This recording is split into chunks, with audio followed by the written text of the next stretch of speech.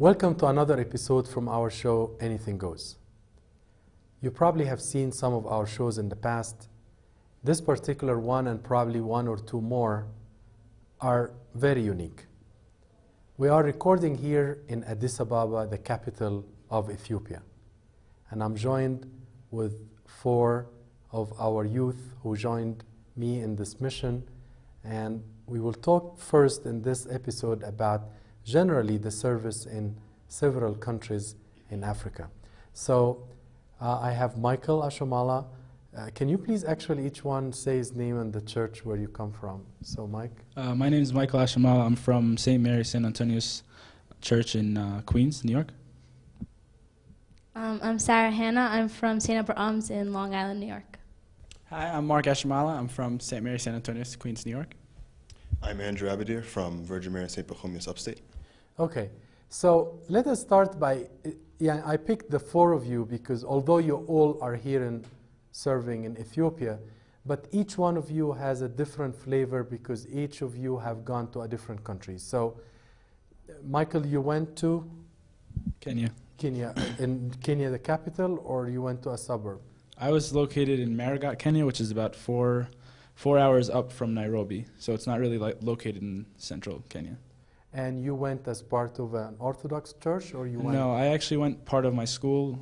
The program offers a service trip in the summer, and it wasn't affiliated with anything religious, but I was living with 6 Franciscan nuns. So. I see. Okay.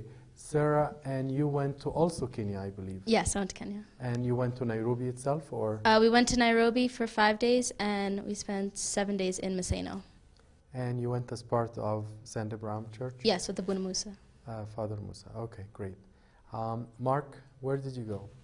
In the summer of 2011, I went to Namibia, and I stayed there for about a month. And Excuse my ignorance, but where is Namibia, Namibia, in the map of?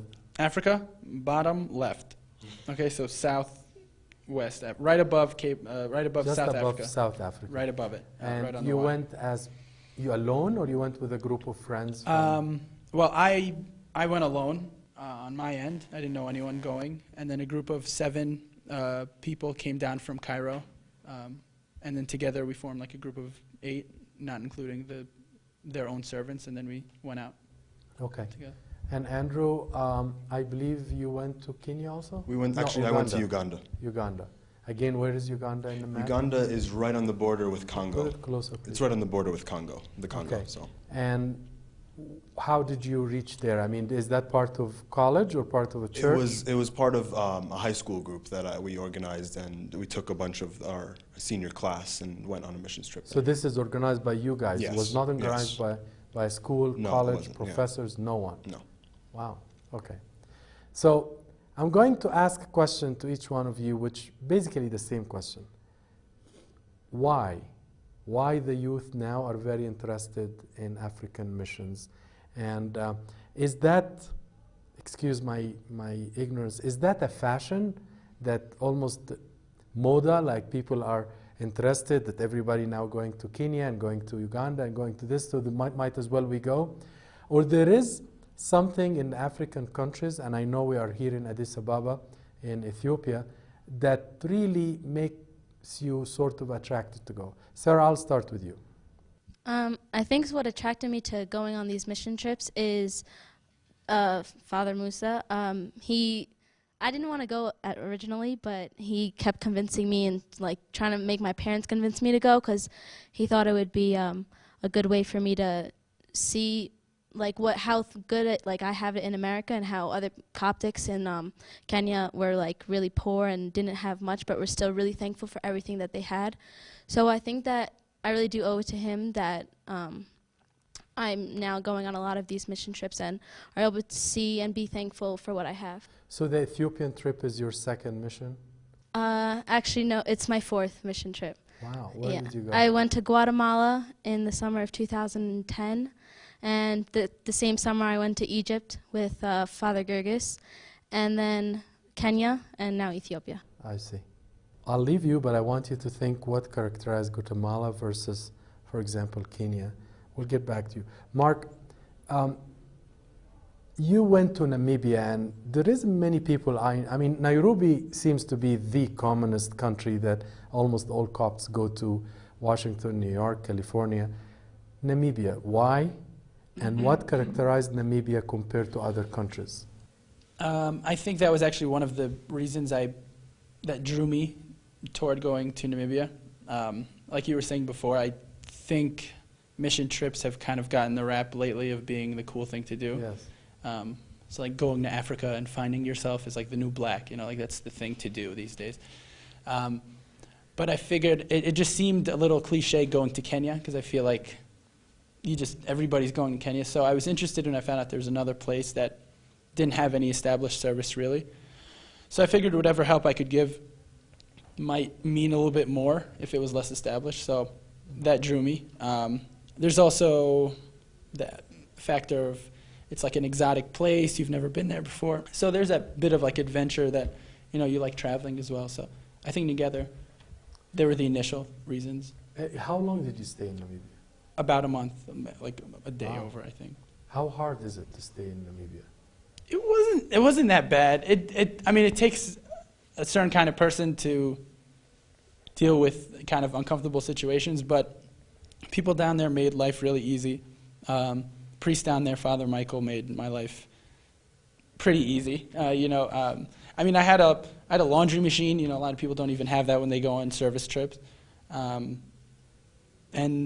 it was really what you made of it. So if you went there and wanted to do the bare minimum, you would, and whatever you wanted to do, that's what would dictate what your experience was. Andrew, Uganda, would you go another time? I would. I mean, the first time, the reason we went when we did is because it was right after the Civil War, and we knew that that was where the need was, and that was immediately right after Kony had moved into the Congo. So that was exactly where we knew there was an extreme and immediate need for assistance and aid, and we had a sister school that was there.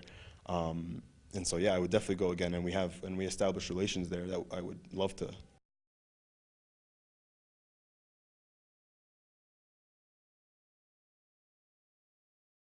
Whom did you serve primarily in Uganda? Is it old, women, sick, medical?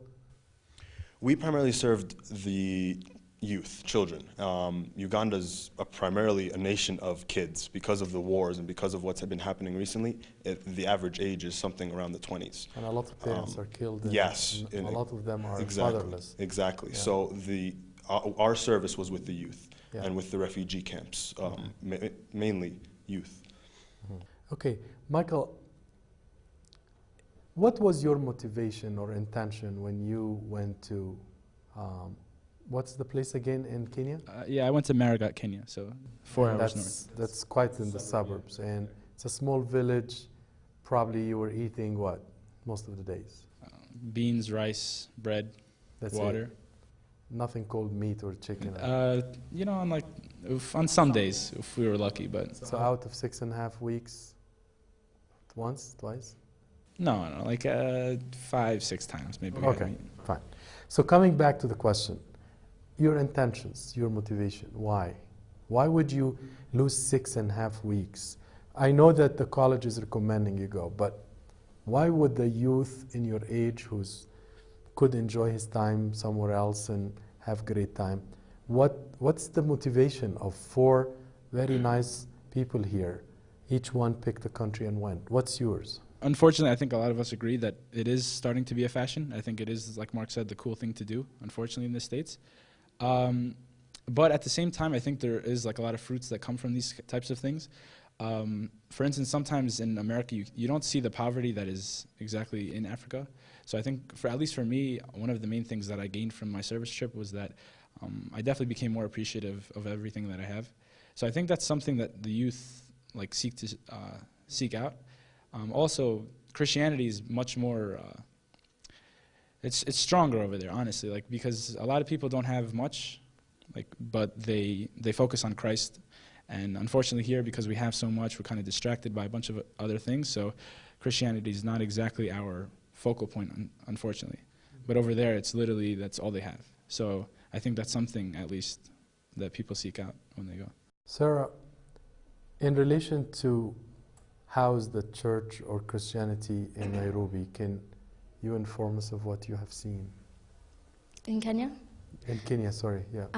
Well, the people in Kenya are definitely a lot more welcoming than the people like in the United States, even though they live a lot worse than we do. A lot of them don't have houses. Their houses are made of just steel plates and mud and dirt. So it's definitely an eye-opener to see how thankful they are for even the little things. Like we would just go visit them and give them like a picture of a saint, and the abuna would just pray for them, and that'd like make their entire year. But like if you did that in America, it's just like, okay, he came and visited, like we'll go on with our daily life. So it definitely showed to be thankful for what you have and to not take for granted like the church, like our friends in the church. The fact that we are so close with and like family with the people in our church is something that we should really be thankful for. You went to Guatemala, Egypt, Kenya, and now you are in Ethiopia. Is that going to happen so often like this? Are you going to keep coming to? I hope so. When I first went to Guatemala, I'll admit I did it for the fashion. I just went to say, oh, I went on a mission trip because I thought it would look good for college. But after that, after I went to Kenya, is when I realized like I do enjoy doing this, and I do enjoy just seeing like the little kids smile and just be happy for once. Like they normally, like if we don't visit them, they're just gonna go on with their lives and think that no one cares about them, that no one loves them. But we just like reinforce that there are people out there that want to come and help them, that want to make their lives like a little bit better in the like whatever way we can. Mark, in Namibia, you went to places where completely uninhabited, meaning they are not really in cities, they are really completely villages, right? Mm-hmm. Whom were you serving there? Okay, well, we were based out of the capital, Windhoek, but once the group came down, we kind of did a tour of the country and then like made a big loop and came back. Along the way, one of the groups that we met was the Himba tribe. And these folks are like, it's Africa, you know what I'm saying? So it was, no, seriously, it was guys living in huts, women are topless, and they do stuff like they cover themselves with mud, but it's a way as a sunscreen for them, like a natural sunscreen. So I mean, really, they don't have any exposure to anything, not white people, let alone Coptic Orthodoxy, So speaking to them was a challenge in and of itself, just communicating, let alone now introducing an idea that you feel like everybody knows, no matter what religion you are here in the States or even in Africa, they literally have not heard of any of this. So they never heard of something called Christ? Nothing. It brand new. Imagine like this is the first time you ever heard of Jesus Christ. Does that apply to any of you? In Kenya, I'm sure they heard. Yeah. And here, Uganda. So this is really a peculiar experience because not a lot of youth will go to places where completely devoid of knowledge of it was really strange. Like for instance, we were trying to figure out ways to make the concept like more tangible. So we found a picture of Jesus Christ as a shepherd because they grow sheep and stuff. But we made sure to find a picture of Jesus that was dark skinned, kind of make it less of a contrast. Yeah. I mean, it's just something as simple as we put on a movie for them. We brought up one of those slide projector things, and we played the story of Jesus Christ. We found it actually translated in their language. During the movie, I guess the snake was portrayed as the devil, and so a big snake comes on the screen. All of a sudden, people get up and start running away, running back to their huts, because they think it's a real snake. They don't know what this is in front of them. We had to go and grab the material and be like, no, it's just... Yeah. So it just shows you there's a lot out there that has yet to be touched. Andrew, in Uganda, tell me an event or a special person that you will always remember and why. There was one kid that I remember specifically. His name was Jesse, and is that in your Facebook page? No. Okay. No, wait, why? No, because everyone goes to Africa now, put a picture of a young boy or a young girl. So. No, he's not on my Facebook. So, okay. But what I remember was something that I really liked was we were doing construction work. We were putting up mosquito nets and we were painting their dormitories and just doing work around this around this area. And I remember one time I picked up a paint can. Jesse's, I mean, he's really short. So I picked up a paint can. It's pretty heavy. It's like twice his size. And he tried to follow me and pick one up too, and just tried to carry it along behind me, just trying to help me along. And it really stuck with me, because the little that we tried to help them, they started to help themselves. And it was something that really just got seared into my mind. Okay, that's very interesting. I feel I have a lot of questions to ask, and you guys are covering at least 4 countries. She has alone a whole continent. So I'm really have to apologize that our time is up, but I promise you that these young people have a lot of experience in their short years of their life that I personally do not have their experience. So I personally am interested to hear them, and I'm sure you are too. So I'll promise you that we will be meeting again. As I said, we are recording here in Addis Ababa in Ethiopia, and we will be talking more about Ethiopia in coming episodes, but also we'll be meeting with the same group to discuss more about their own experiences. So until next time, have a great time, and thank you.